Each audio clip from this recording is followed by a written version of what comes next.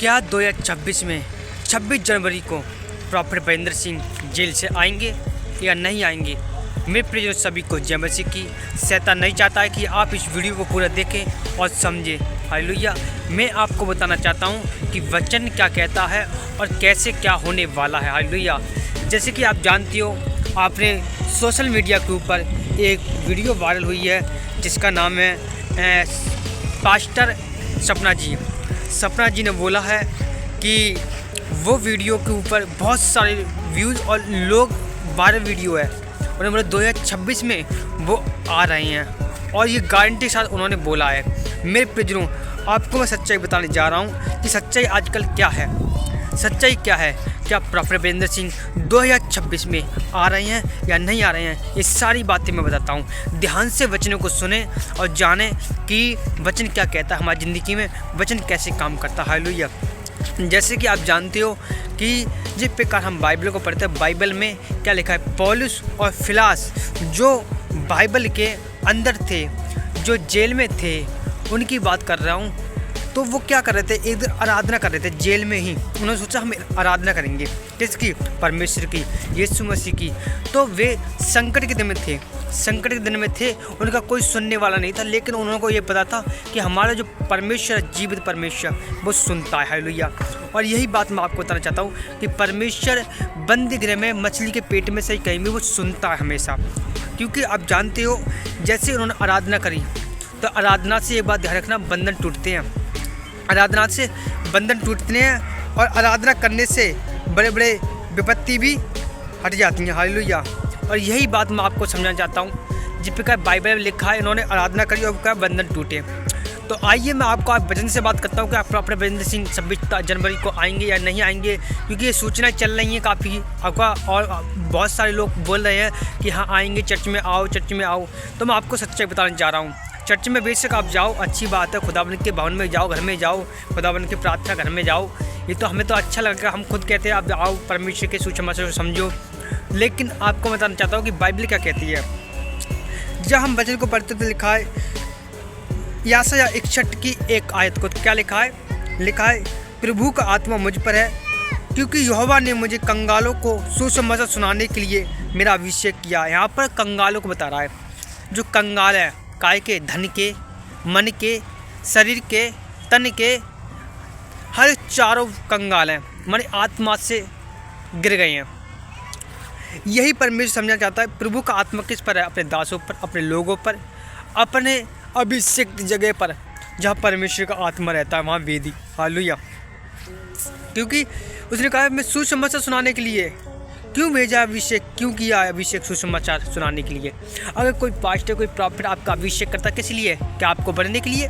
क्या आपने महिमा करने के लिए? नहीं, ये परमेश्वर के सुसमाचार सुनाने के लिए और परमेश्वर की महिमा करने के लिए। हालेलुया। क्योंकि बाइबल स्पष्ट रूप से कह रहा है, उसने लिखा है, उसने मुझे भेजा है कि टूटे मन वालों को शांति दूँ। एक बात ध्यान रखना, आप बेशक आप अमीर हो, बेशक आप बड़े बड़े पद पे हो, बेशक आप बड़ी बड़ी अनॉइंटिंग हो, आपके साथ पैसा हो, गाड़ियाँ हो, लेकिन मन की शांति नहीं है आपके अंदर, तो आप खुद टेंशन में रहोगे, खुद घूमना रहोगे कि हाँ क्या होने वाला है, क्या नहीं होगा।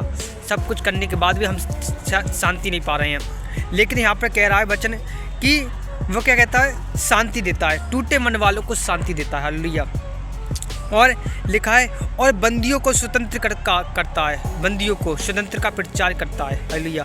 अगर आप बंदी हैं, मानी हो सकता है दुष्ट आत्मा में, हो सकता है आप जेल में हो सकता है आप बीमारी में हो सकता है आप कर्जे शराब में हो सकता है आपने किसी श्राप दे दिया, हो सकता है आपके ऊपर जादू टोना हो सकता है दुष्ट प्रॉब्लम हो। लेकिन यही बात परमेश्वर समझना चाहता है, अगर आप बंधन में हो, तो परमेश्वर का वचन क्या करता है? स्वतंत्र करता है आपको। परमेश्वर का वचन स्वतंत्र करता है, वो बंधन से जो आपके जीवन में है उसको नाश करता है। और लिखा है उसके ऊपर, कैदियों के लिए छुटकारे का प्रचार होता है। सुसमाचार करने में कितना वो है, सोचो। अगर आप सुसमाचार सुनाते हो तो आपके फैमिली बरकत आएगी, आपके परिवार में संघर्ष करोगे परमेश्वर के लिए, परमेश्वर आपके रास्ते खोलेंगे। हालेलुया। आपको केवल विश्वास करना है। विश्वास जितना भी करोगे, परमेश्वर उतना ही आपके जीवन में काम करेंगे। ये ध्यान रखना, क्योंकि बाइबल में लिखा स्पष्ट रूप से कि बाइबल को फॉलो जो कोई करता है, परमेश्वर के बंधनों को तोड़ देता है। हालेलुया।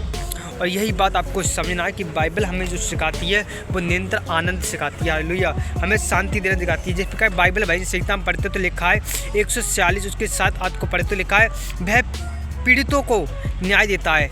माने वो दर्द में होते हैं, जो कठिनाई में होते हैं, जो कैदियों में होते हैं, उनको क्या करता है? न्याय करता है, न्याय देता है और भूखों को भोजन देता है। यदि आपकी भूख किसी बात की आपकी हो सकता है, आपको चिंता है, चिंता मानी भूख है, चिंता होती है भूख, और हो सकता है आपके ऊपर कर्जा है, हो सकता है आपके ऊपर बच्चा नहीं है, हो सकता है आपके ऊपर जॉब नहीं लग रही है, हो सकता है कुछ भी आप रोज प्रार्थना कर रहे हैं परमेश्वर सामने और आप कह रहे हो परमेश्वर में दुआ क्यों नहीं सुनी जा रही, परमेश्वर में दुआ को सुन, तो परमेश्वर कहता है वह पीड़ितों को, मारे दर्द में रहने वाले, चिंता करने वालों को न्याय देता है और कहता है भूखे को भोजन देता है। हालेलुया।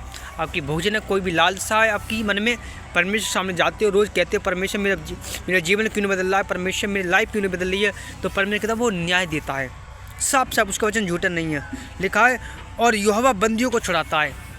मानी यहोवा परमेश्वर जिसका नाम यीशु मसीह है, वो क्या कहता है कि वो बंदियों को छुड़ाता है। बंदी इसका मतलब ये नहीं कि जेल में सही वो नहीं, आप हो सकती है आप कर्जे में हो सकती है आपके साथ बीमारी, हो सकता है आपके पड़ोसी के जादू टोना कर दिया हो सकता है आपके ऊपर कोई षड्यंत्र रचा रहा है, आपके ऊपर बंदर बार बार अटैक होते हैं, आपके ऊपर बार बार कोई किसी बात से घर में लड़ाई झगड़ा होते हैं, कोई कैंसर आ जाता है, कोई कैसी एक्सीडेंट मौत हो जाता है, किसी प्रकार से बंधन हो सकता है आपके जीवन में, हो सकता है आपके लाइफ में सालों साल से बंधन हो, वो कुछ टाइप प्रॉब्लम हो सकता है।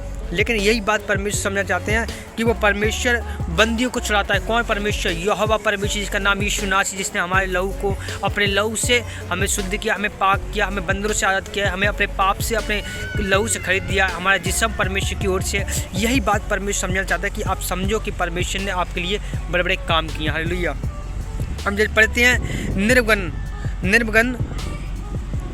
निर्मया 33 आयत उसकी 8 को पढ़ते तो लिखा है मैं उन्हें उनके सारे अधर्म से शुद्ध करूंगा और जिन अपराधों के कारण उन्होंने मेरे विरुद्ध पाप किया उन्हें क्षमा करूंगा। इसका मतलब परमेश्वर पापों को माफ़ करते हैं। अगर आपने कोई भी आपके परमेश्वर के खिलाफ आपने पाप किया या तो हो सकता है आपने निंदा की, हो सकता है आपने यीशु मसीह का मजाक उड़ाया, हो सकता है आपने एक भाई था उसने गाली देकर यीशु मसीह को मजाक उड़ाया, उन्होंने कहा कि यीशु को बिहारी लोगों ने मारा है, कि यीशु बिहारी है, गंदी गंदी गाली दी, गंदी गंदी आप जानते हो। लेकिन जो कोई पाप करता है पाप की मृत्यु होती है। हालेलुया।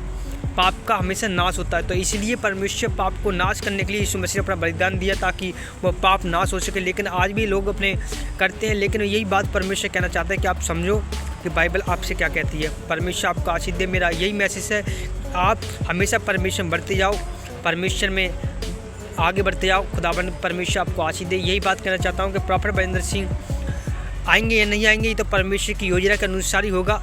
लेकिन हमारा टॉपिक यही है कि 26 जनवरी हमारे लिए बहुत ख़ास है। अपने देश के लिए, अपने लोगों के लिए प्रार्थना करेंगे, अपने फैमिली के लिए प्रार्थना करेंगे और खुदावन उनकी ज़िंदगी में काम करेगा। हालेलुया। खुदावन उनकी लाइफ में काम करेगा और खुदावन हर एक बरकत देगा जो अपने देश के लिए, अपने कंट्री का, अपने घर परिवार के लिए, फैमिली की प्रार्थना करेगा। कल के दिन खुदावन उनके जीवन में काम करेगा। परमेश्वर आपको आशीष दे। सभी को जय मसीह। God bless you. प्रभु आपके जीवन में काम करे। हालेलुया।